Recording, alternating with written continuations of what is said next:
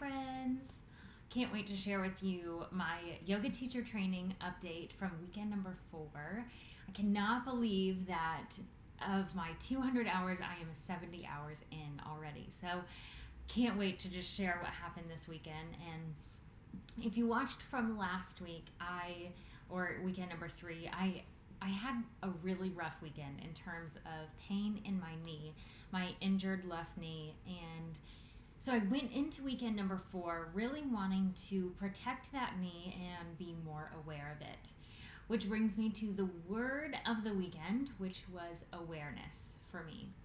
And so I was incredibly aware of my knee and what it needed. And so I went in Friday and decided I'm going to do chair yoga. I've never practiced chair yoga before. That will keep me off of my knee. I'm going to be set up for success for the rest of the weekend. So let me just tell you that anyone who has practiced chair yoga, kudos to you, because you did something that I had a very hard time with. It was an incredibly difficult experience for me. So there I was on my mat with this chair. And like I said, I'd never practiced chair yoga before, so I didn't really know what I was doing, but I was trying the best I could. But physically, it was not a strenuous thing. And I totally understand that is strenuous to some people, and I'm not trying to say that it wasn't for me and make it a thing. For me, it was not strenuous in terms of my physical fitness. It was incredibly strenuous mentally.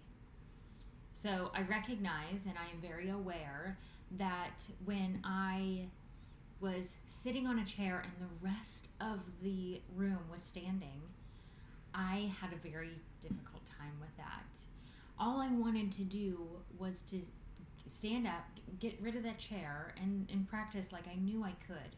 Because, like I said, physically I can stand on my legs. I nothing that's hindering me from doing that. What I was trying to do was be aware and mindful so that I didn't continue to injure myself or make it hard for the rest of the weekend.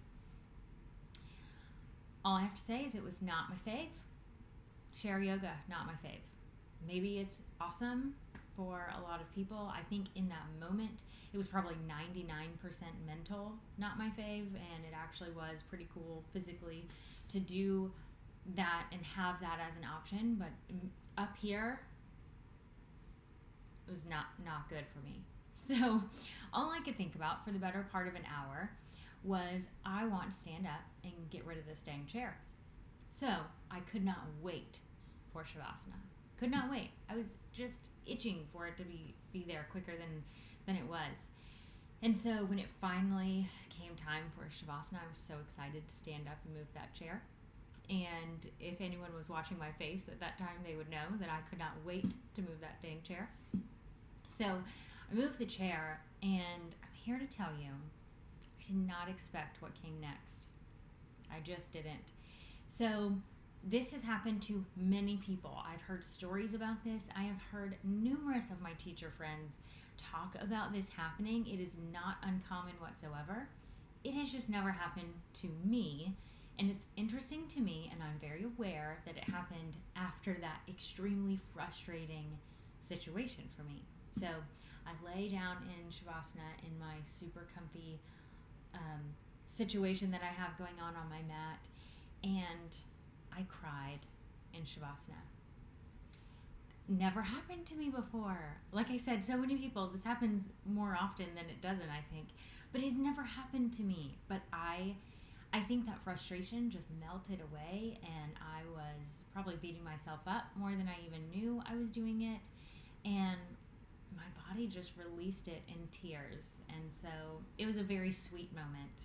So all that frustration with chair yoga actually became a very sweet moment. And it did not go unnoticed by me. It was very, very neat. It was just a sweet moment for sure. And I'm excited to kind of unpack that a little bit as I continue throughout my week. And then the next day I went in on Saturday, and I was really just amazed at how many comments I got from my amazing fellow students that I am so blessed to practice with and get to learn along this journey with them. There were so many people that said, I'm so proud of you for doing what your body needed. And they asked, how's my knee doing? And they said, one person said, you had the best chair pose of the whole class, which just made me giggle still today. It's so funny because obviously I was sitting in a chair. But it was just really sweet to see and to recognize and to be aware that something that was so frustrating for me as I was sitting there in that moment, I was so incredibly frustrated. It was actually seen by other people as strength and courage, and they were proud. How amazing is that? In that I was beating myself up for something that I was just trying to take care of my body, and other people saw it as courageous. And so if you are one of the fellow students in my class, thank you for talking to me and telling me those things, because I definitely needed to hear it, and it was very sweet of you. And so, but it wasn't all doom and gloom or anything in chair yoga about the weekend. We actually learned a ton about some more pranayama, some more breathing techniques, which were so cool. And if you've been listening to me at all, you know I'm really into the meditation side and all of the breathing techniques. I really enjoy that. And so learning 4 new techniques was very neat this weekend. And I have a favorite, absolutely favorite, and it's probably no surprise because it's a lot of people's favorites. Breath of joy. So good. If you can do breath of joy and not smile, you're just not doing it right.